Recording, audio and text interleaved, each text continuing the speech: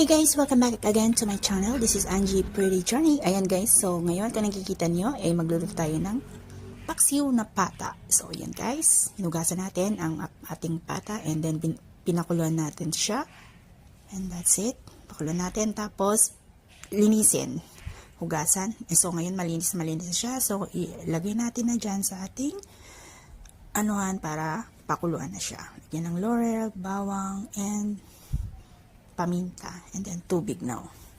Yan, pakulan natin. Blub, blub, blub, blub, blub, blub, blub, blub, blub. And then, let's put our sibuyas. And yan, yung suka natin. Pampaasim. And siyempre, lagyan natin ng pampaalat. Patis naman yung lagyan natin para yummy. Yan yung pampaalat natin. And then, pakulan natin ulit para lumambot ang ating pata. Ayan guys, so malambot na yan. Kikita natin, ano na. So, lagyan natin ng brown sugar. Depende yan sa inyo